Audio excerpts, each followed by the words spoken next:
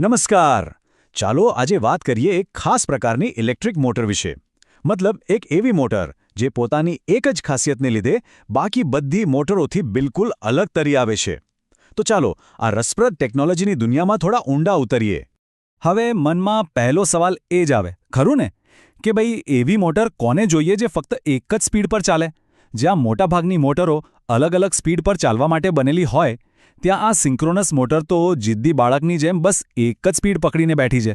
તો પછી એનો ફાયદો શું? બસ આ જ સવાલનો જવાબ આજે આપણે શોધવાના છીએ. જી હા, બિલકુલ સાચું. આ મોટરની ઓળખ જ એની એકધારી સ્પીડ છે.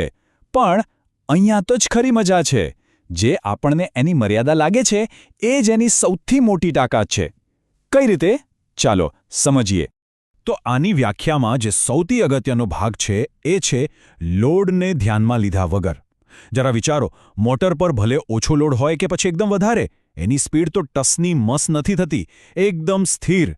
એ પાવર સપ્લાયની ફ્રીક્વન્સી સાથે એવી રીતે તાલમેલ જાળવી રાખે છે જાણે કોઈ શિસ્તબદ્ધ સૈનિક પરેડ કરી રહ્યો હોય.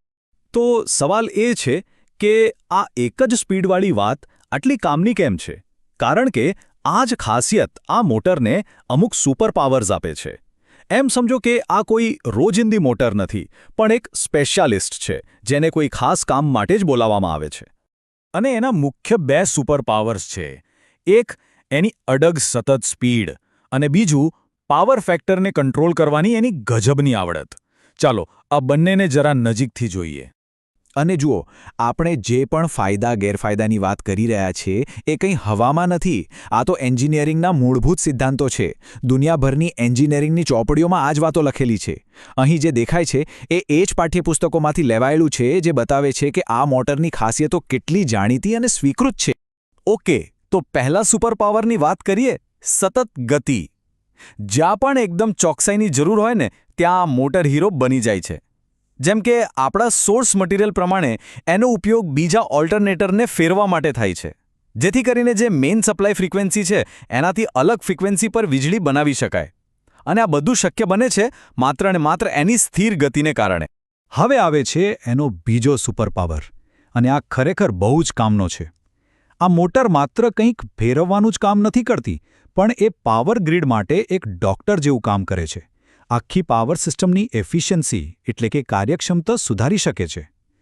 અને સૌથી મજેદાર વાત, જ્યારે એના પર કોઈ જ લોડ ન હોય અને એને ખાલી ચલાવવામાં આવે ત્યારે એ સિંક્રોનસ કન્ડેન્સર બની જાય છે. એનું કામ શું? તો કે મોટી મોટી ટ્રાન્સમિશન લાઇન્સના વોલ્ટેજને સ્ટેબલ રાખવાનું, એટલે કે સ્થિર રાખવાનું. પણ હા, કહેવાય છે ને કે દરેક સારી વસ્તુની એક કિંમત હોય છે. તો આટલી બધી સુપર પાવર્સ કંઈ મફતમાં તો ન જ મળે. આ સ્પેશિયલિસ્ટ મોટરની પોતાની પણ કેટલીક શરતો અને માંગણીઓ છે. તો ચાલો હવે જોઈએ કે આ શક્તિ મેળવવા માટે શું કિંમત ચૂકવવી પડે છે. આ શક્તિશાળી મોટરની સાથે કેટલાક પડકારો પણ જોડાયેલા છે. અને એ પણ એક બે નહીં, પણ મુખ્યત્વે 4 મોટા પડકારો છે. કોઈ પણ આ મોટર વાપરવાનું વિચારે એ પહેલાં આ 4 વાતો પર ધ્યાન આપવું જ પડે. ચાલો એક પછી એક જોઈએ. તો હાર્યા એ પડકારો. સૌથી પહેલું, આ મોટર ખિસ્સા પર ભારે પડે છે, એટલે કે બીજી મોટરો કરતાં ઘણી મોંઘી છે. બીજું, એની જાળવણી. એની અંદર સ્લિપ રિંગ્સ જેવા ભાગો હોય છે જેનું ધ્યાન રાખવું પડે, એટલે રેગ્યુલર મેન્ટેનન્સ માંગે છે. ત્રીજી વાત, એને ચલાવવા માટે એક અલગથી ડીસી પાવર સોર્સ જોઈએ. અને છેલ્લી અને સૌથી મોટી વાત, આ મોટર જાતે સ્ટાર્ટ નથી થતી. એને ધક્કો મારવા માટે એટલે કે શરૂ કરવા માટે એક બીજી મદદગાર સિસ્ટમની જરૂર પડે છે. તો આ બધી ચર્ચા પછી આપણે ક્યાં પહોંચ્યા? વાત સાવ સીધી છે.